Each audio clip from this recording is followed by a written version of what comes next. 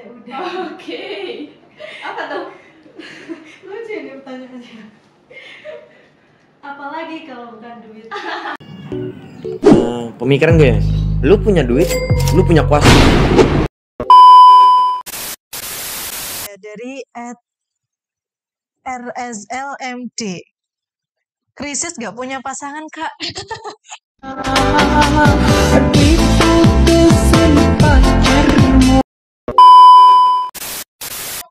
Sementara aku ditinggalin sendirian. Terus akhirnya aku pulang sendiri deh tuh nge-grab hujan-hujan. Kok bisa? Iya, emang gak punya hati tuh. Jajali kan này. Này, tak jodoh tao ai bị nè mua ngọt luôn sai làm gì?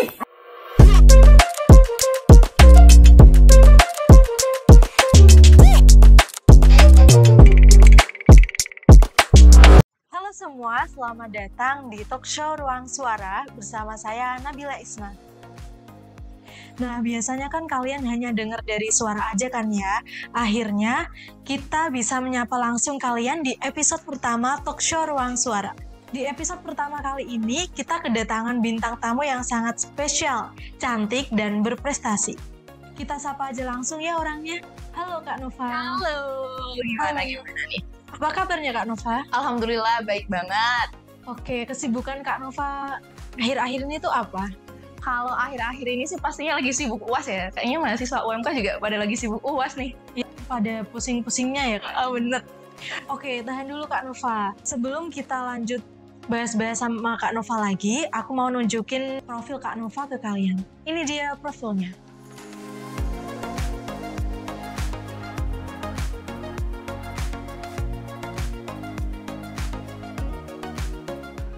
Nah, itu tadi profil dari Kak Nova. Sekarang kita lanjut aja tanya-tanya ke Kak Novanya.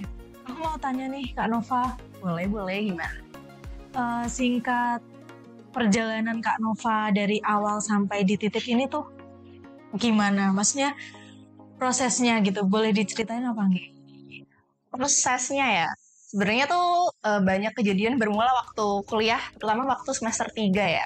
Karena dulu aku angkatan corona nih, terus belum bisa ngelakuin banyak kegiatan. Jadi starting point-nya tuh dimulai waktu semester 3. Waktu itu aku mulai dari part time. Terus akhirnya aku keterima untuk di pertukaran mahasiswa. Tapi sayangnya masih online saat itu. Terus juga mulai aktif di UB, mulai dapat proja segala macam. Habis itu beberapa kali ikut lomba. Sampai akhirnya ikut yang terakhir di Duta Genre gitu sih. Jadi emang start point-nya tuh dari semester 3 sampai sekarang. Alhamdulillahnya tuh masih bisa terus aktif lah kayak gitu. Berarti Kak Nova tuh dinobatkan sebagai Duta Genre Kudus tahun 2022. Betul sekali. Oke. Ngomong-ngomong soal Duta Genre, kenapa sih Kak Nova itu harus milih Duta Genre gitu? Nggak Duta Wisata kayak atau Duta shampoo lain gitu? Kenapa Duta Genre ya? Itu juga lucu juga sih. Awalnya tuh iseng-iseng doang. Iseng. Nggak kepikiran ambis pengen atau ini. Karena dulu juga itu kayaknya perlombaan pertama yang aku ikutin secara mandiri ya, nggak secara tim. Karena sebelum-sebelumnya aku ikut perlombaannya itu secara tim gitu. Terus itu juga acara duta pertama yang aku tahu ya di Kudus. Aku sebenarnya awam juga masalah perdutaan gitu. Terus iseng daftar. Aku daftar juga di hari terakhir pendaftaran. Oh, berarti nggak sengaja gitu, nggak planning gitu loh. Nggak expect banyak. Iseng aja emang sebenarnya awalnya. Sampai akhirnya pas sampai beberapa tahapan sampai akhirnya dapat karantina, masuk 10 besar. Terus kayak oke deh, kayaknya aku mulai tertarik nih. Nah, gitu. Iseng-iseng berhadiah ya Kak Nova. Betul, bisa dibilang kayak gitu sih. Nah, proses Kak Nova dari awal sampai akhir tuh pasti banyak sekali dukungan dari orang sayang ataupun yang lain. Nah, siapa sih Kak yang menurut kamu selalu ada dan berkesan buat Kak Nova gitu? Oke, kalau yang selalu support pastinya keluarga ya. Alhamdulillah keluarga aku tuh support banget. Karena waktu kuliah ini cukup sibuk dan cukup menguras waktu dan tenaga. Jadi kalau dulu awalnya nggak boleh pulang malam segala macem, sampai akhirnya sekarang tuh jam malam tuh udah makin molor gara-gara banyak kegiatan itu. Terus keluarga alhamdulillah ngerti, dari teman-teman benar support banget, dari teman-teman juga ngedukung. Terus alhamdulillahnya juga kalau aku suka dengan tugas atau apa tuh teman-teman tuh selalu nge-backup gitu. Jadi alhamdulillahnya tuh punya support system dari keluarga sama teman-teman sih, karena aku masih tidak ada support system yang spesial ya. Kalau ada support system dari lingkungan tuh kita jadi termotivasi gitu ya Kak? Betul banget. Oke. Nah, dari sekian banyak prestasi yang Nova dapat juga, menurut Kak Nova yang paling berkesan tuh prestasi yang mana gitu? Pencapaian yang mana? Oke. Jadi yang paling berkesan itu tadi genre juga salah satu yang paling berkesan ya, karena aku sebenarnya bukan tipe cewek banget, anggun gitu, no. Tiba-tiba di sana harus sering pakai gaun, heels 14 cm. Bayangin pertama kali pakai heels 14 cm, terus harus jalan di panggung, catwalk segala macam. Latihan karantinanya juga nggak gampang. Berarti Kak Nova tuh bisa dibilang keluar dari zona nyaman gak sih? Bener. Apalagi yang kemarin untuk persiapan Duta Gira Jawa Tengah itu persiapannya wah pak banget sih. Yang hari itu aku hampir pulang jam 12 malam selama sebulan lebih untuk latihan dan segala macem gitu. Selain itu juga nih aku ada lomba nasional di Bandung kemarin baru aja. Itu juga salah satu yang berkesan banget, karena aku sama tim aku bisa lomba secara offline karena kita biasanya online gitu. Terus akhirnya kita bisa kesana nih lomba, nampilin produk kita, karya kita, terus alhamdulillahnya dapet gold gitu. Wih, keren. Wah, berarti Kak Nova tuh membawa pulang gold medal ya? Iya, bener banget. Oke, bagaimana sih perasaan Kak Nova ketika dapat pencapaian yang seperti itu gitu? Seneng banget ya pastinya, terus bangga juga sama diri sendiri karena nggak nyangka juga ya bisa sampai di titik yang sekarang, sampai akhirnya bisa aktif di berbagai macam bidang. Bangga dan seneng pastinya. Nah, aktif di berbagai bidang itu pasti Kak Nova tuh memanajemen waktu sangat susah gak sih menurut Kak Nova? Kalau Susah banget. aku sendiri di posisi Kak Nova tuh pasti pusing gak sih? Bener pusing banget, harus banyak yang dikorbanin, dan kesibukan aku juga nggak sekedar kuliah, organisasi dan segala macam, masih ada berbagai kegiatan lain. Jadi kalau bisa dibilang aku nggak begitu bagus dalam manajemen waktu ya, cuman aku selalu pakai skala urgency. Jadi yang lebih urgent aku yang kesana dulu, misalkan masih ada orang yang bisa handle atau nge-backup aku yang bisa ngegantiin ya, biar dipegang aja dulu. Berarti datang ke yang lebih penting deh, yang cuma bisa aku handle aku doang gitu. Berarti diprioritasin yang penting dulu ya? Iya, bener. Oke, dibilang Kak Nova nih kan udah duta genre, cantik, berprestasi gitu kan ya. Jadi kayak ibaratnya udah idaman gitu loh Kak Nova. Bisa aja nih. Nah, kan kita gak menuntut buat disukai banyak orang toh. Jadi semisal nih ada haters gitu, bagaimana Kak Nova menyikapi hal kayak gitu? Haters ya. Sejauh ini aman-aman aja ya. Aku juga gak nganggap diri aku sebagai seorang yang wah banget, yang famous atau gimana. Jadi gak ada sesuatu yang menurut aku mengganjal dari orang sekitar atau teman-teman gitu sih. Jauh ini ya, semoga aja juga emang gak ada gitu. Ya semoga aja emang. Proses perjalanan Kak Nova tuh kan panjang ya. Pasti ada kayak kerikil-kerikil, terus rintangan-rintangan tuh. Kak Nova menyikapinya bagaimana? Atau mungkin ada rintangan Kak Nova inget gitu loh. Oke. Jadi buat sampai di titik ini emang nggak mudah ya. Banyak kegagalan-kegagalan juga sebenarnya yang orang itu nggak lihat.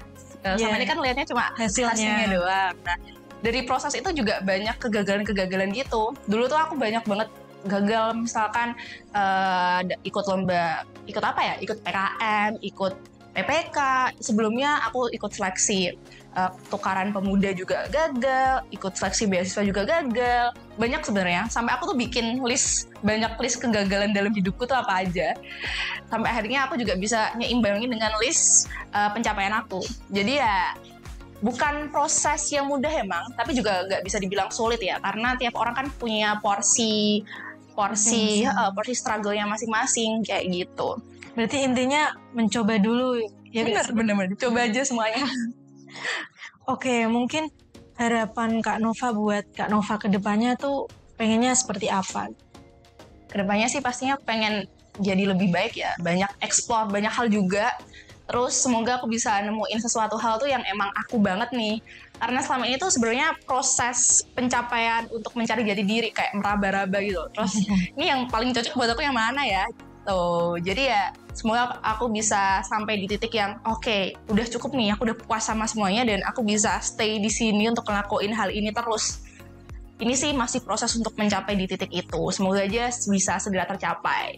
Amin. Keren ya teman-teman Kak Nova ini. Jadi aku pengen deh, mungkin teman-teman juga pengen nih dapet tips and trick dari Kak Nova gitu, biar bisa lah seperti Kak Nova kayak gitu, positive vibes gitu loh. Waduh. Tips and trick ya? Kok tips and trick sih apa ya? Jadi diri sendiri satu, terus berani nyoba. Ini nih, tuh banyak banget orang ya kayak Takut nyoba gitu. Dan insecure dulu. Insecure, udah takut duluan, gak percaya diri. Daftar ini, tapi aku takut ya. Tapi kok ini? Nah udah, kalau kalian udah ngerasa takut ya udah ngeblok diri sendiri. Stuck di situ. Kalian yang bikin tembok antara diri kalian sama dunia luar gitu. Jadi ya jangan batasi diri lah. Tetap semangat terus, tetap pede, terus jangan takut untuk nyoba banyak hal. Mau itu gagal, mau berhasil ya itu urusan belakangan. At least kalian udah nyoba gitu. Yang penting nyoba ya, gagal atau enggak urusan belakangan. Bener. Istirahat nanti. Sekarang kita masuk ke segmen Ruang Bicara. Di sini segmennya kita akan membacakan pertanyaan-pertanyaan yang udah masuk di Instagram terkait keresahan-keresahan di usia life crisis seperti sekarang ya. Oke, sekarang aja ya Kak Nova ya. Oke, boleh deh. Ini pertanyaan pertama dari Kak Rawiliana sama Kak Silmi Rosyadi. Soalnya ada hubungannya sih dengan masa depan. Oke, aku bacain ya Kak. Lebih OVT tentang masa depan sih Kak. Takut banget kalau ngecewain orang sekitar yang udah berekspektasi. Kalau yang satunya masa depan Min, takut terganti oleh AI. Sekarang AI kan udah ngeri kan. Aduh. Itu tanggapan Kak Nova sendiri tuh seperti apa? Oke, overthinking itu kayaknya emang jadi temen kita tiap malam ya. Jadi kayaknya emang sebagai manusia dan sebagai kita tahu siapa ya nih, sebagai manusia yang memasuki fase dewasa, emang kayaknya harus mulai berdamai dengan overthinking itu sih. Karena mau emang kan kita terus tumbuh ya, dan emang harus menghadapi masa depan gitu. Jadi ya tetap aja jalanin dan mulai kurangin pikiran-pikiran overthinking itu dengan hal lain. Nah, pikirannya coba dialihkan ke hal-hal positif yang lain. Gitu, bener. Jadi kayak sayang banget ya kalau waktunya dihabisin buat overthinking terus. Jadi mulai start something, do something, dan kurang-kurangin overthinkingnya gitu. Buat Rawi ya berarti ya. Oke, overthinking itu kayaknya emang jadi temen kita tiap malam ya. Jadi kayaknya emang sebagai manusia dan sebagai kita tahu siapa ya nih, sebagai manusia yang memasuki fase dewasa, emang kayaknya harus mulai berdamai dengan thinking itu sih. Karena mau emang kan kita terus tumbuh ya, dan emang harus menghadapi masa depan gitu. Jadi ya tetap aja jalanin dan kurangin pikiran-pikiran overthinking itu dengan hal lain. Nah, pikirannya coba dialihkan ke hal-hal positif yang lain. Gitu, bener. Jadi kayak sayang banget ya kalau waktunya dihabisin buat overthinking terus. Jadi mulai start something, do something, dan kurang-kurangin overthinkingnya gitu. Buat Rawi ya berarti ya. Sama ini yang Kak Silmi. Kak Silmi. Aduh, ini juga aku sebenarnya takut banget ya digantiin sama AI. Apalagi sekarang kita juga, mahasiswa juga pasti sering ya pakai tools-tools dari AI. Jadi ya improve skill kita. Itu yang paling penting ya, supaya kita punya value yang nantinya tuh emang nggak bisa digantiin AI. Kita punya kemampuan yang akan selalu dibutuhkan dan tidak akan tergantikan gitu sih. Semoga juga AI ini selalu berdampak positif ya, dan tidak akan mengganggu ini kehidupan manusia. Digunakan secara sebaik-baiknya ya. Bener-bener. Oke, lanjut nih. Ini suka aku pertanyaannya dari @sylvia_o_. Oke. Ini lebih ke bahasan kenapa sekarang mau mulai sesuatu, hal itu rasanya resah, takut, dan gak optimis. Oke. Kayaknya itu insecure duluan gak sih sebelum ngelakuin hal itu? Tanggapan dari Kak Nova tuh gimana? Udah takut duluan ya. Itu menurutku tuh cuma pikiran kamu deh. Karena semuanya tuh berawal kalau kita udah berpikiran jelek, nanti juga itu mempengaruhi action kita. Kalau kita pikirannya udah mulai membatasi diri, udah melakukan diri sendiri, ya udah konsekuensinya ya emang kita nanti nggak bakal bisa maju. Jadi ya apapun yang kamu pikirin itu menurut aku akan berdampak banyak ke kehidupan kamu. Jadi pikirin yang baik-baik, terus kurang-kurangin juga mengkhawatirkan masa depan, mengkhawatirkan diri, karena aku yakin tiap orang itu punya value, punya jalan masing-masing kayak gitu. Berarti seperti tadi ya Kak, harus mindsetnya dirubah ke positif dulu. Bener-bener mindset. Oke, lanjut. Ini ada @pramestiris8. Takut jadi sarjana gagal, Min. Maksudnya gimana nih?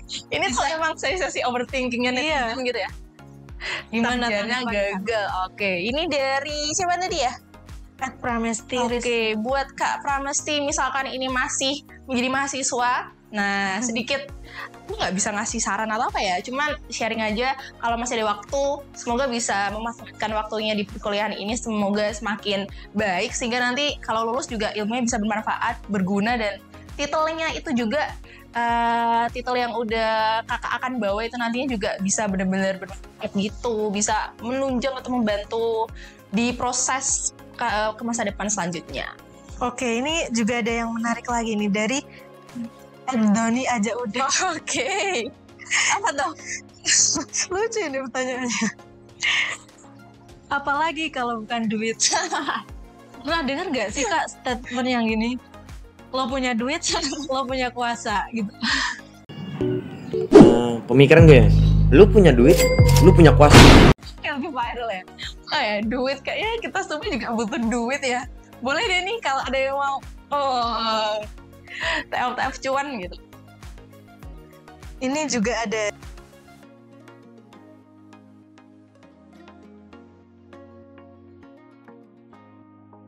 Aduh. Rame juga ya ternyata netizennya UB ya. gimana Kak tips ini gak punya pasangan nih, cari pasangan ini Kak. Oh, cari pasangan lah. Gitu deh, apalagi ya? Cari pasangan, jangan cuma stuck gitu-gitu aja. Jangan-jangan korban HTS nih. HTS jaya-jaya gak sih? Aduh. Oke. Nah, sekarang kita masuk di segmen terakhir. Segmen santai dulu nggak sih? Oke, Kak Nova, kita kan tadi udah berbincang-bincang yang berat nih. Sekarang kita mau bincang-bincang. Siap. Oke, ini aku mau tanya. Akhir-akhir ini Kak Nova itu sering dengerin Lagu yang sering aku dengerin akhir-akhir ini, aku lagi suka dengerin Padi, band lawas banget ya. Iya. Sama lagunya ini dari Pusakata. Gitu. Oke, berarti Kak Nova ini ceritanya lagi nostalgia gitu. Lagi suka sama yang indie-indie juga gitu. Mungkin teman-teman ada yang indie juga, boleh gabung sama. Boleh. Oke, ada gak sih Kak sosok idola atau mungkin sosok inspiratif buat Kak Nova bisa jadi lebih baik gitu? Oke, ada banget ya pastinya. Aku selalu suka sama sosok dan karakter perempuan yang tangguh, perempuan yang bisa independen, yang bisa berdiri di kakinya, dan mereka tuh bisa dengan lantang menyuarakan gitu. Aku selalu suka sama Najwa Shihab sama Maudy Ayunda. Nah, perempuan-perempuan yang menurut aku tuh genius banget ya, smart. Terus mereka juga wow banget deh gitu. Inspiratif ya Kak itu. Inspiratif sekali. Oke, aku tuh penasaran. Cita-cita Kak Nova dari kecil itu apa? Cita-cita ya, kayaknya sama kayak orang-orang kebanyakan ya, kalau cita-cita tuh selalu berubah. Cuman karena sekarang aku ada di FKIP dan aku udah enjoy banget dengan profesiku sekarang jadi freelance tutor bahasa Inggris, jadi ya aku mau ngedalamin terus jadi guru, insya Allah ya, jadi pengajar lah intinya kayak gitu. Oke. Nah, ada gak sih hal random atau yang Kakak lakuin gak pernah lupa gitu loh akan kejadian itu? Mungkin hal-hal random yang membuat Kak Nova masih inget sampai sekarang. Apa ya? Kayaknya tuh banyak ya, cuma kalau diinget-inget kayaknya susah ya. Apa ya? Satu aja mungkin ada gak? Hal random ya?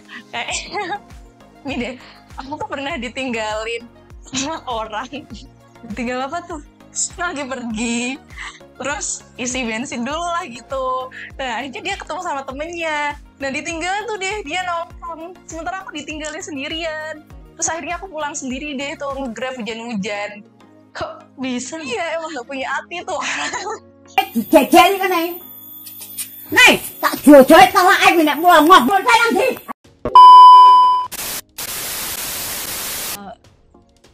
Sebelum dilahirin bukan jadi manusia, Kak Nova tuh mau jadi apa?